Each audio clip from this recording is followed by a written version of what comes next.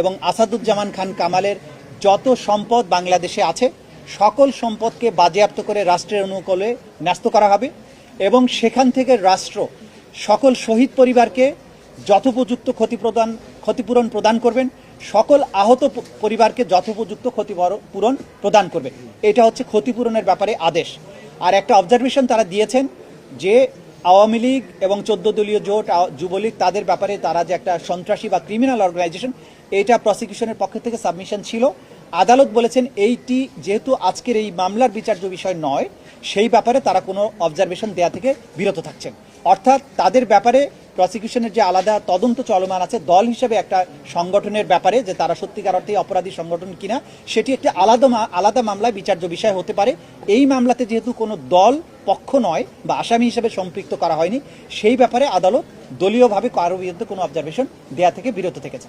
যে কোনো আদালতের আদেশের বিরুদ্ধে যদি আপিল করতে হয়, যেমন আমাদের এই মামলায় এই সাজার বিরুদ্ধে 30 দিনের মধ্যে আসামিরা চাইলে সুপ্রিম কোর্টে আপিল দায়ের করতে পারবেন, কিন্তু সেই আপিল দায়ের করতে হলে পলাতকরা কেউ করতে পারবেন না, কারণ পলাতক ব্যক্তির আইনগত কোনো অধিকার থাকে না।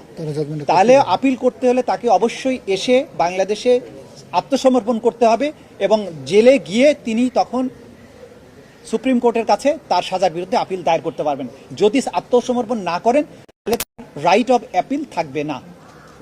30 দিন সময় আছে আইন অনুযায়ী। আজকের থেকে 30 দিনের মধ্যে তারা আপিল করতে পারবেন। অর্থাৎ আজকে থেকে 30 দিনের মধ্যে তারা যদি এসে আত্মসমর্পণ করেন তাহলে তারা সুপ্রিম কোর্টে আপিল করতে পারবেন।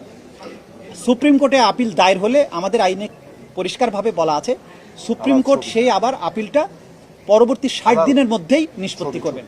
সুতরাং সেটা আইনি বিধান। তারা যদি আইনের শাসনের প্রতি শ্রদ্ধাশীল হন, তারা যদি মনে তাদের সাহস থাকে যে তারা ইনোসেন্ট, তারা যদি বাংলাদেশের বিচার প্রক্রিয়া মোকাবেলা করার তাদের সৎসাহস থাকে, আমরা বলবো তারা আসুন বাংলাদেশে এসে এই রায় অনুযায়ী তার আত্মসমর্পণ করে তার রায়কে তিনি চ্যালেঞ্জ করেন সুপ্রিম কোর্টে। তার যদি যুক্তি দিয়ে তার প্রমাণ দিয়ে তিনি নিজেকে নির্দোষ প্রমাণ করতে পারেন, আমাদের তো কোনো সমস্যা নেই। আইনের গতিতেই চলবে। Thank you.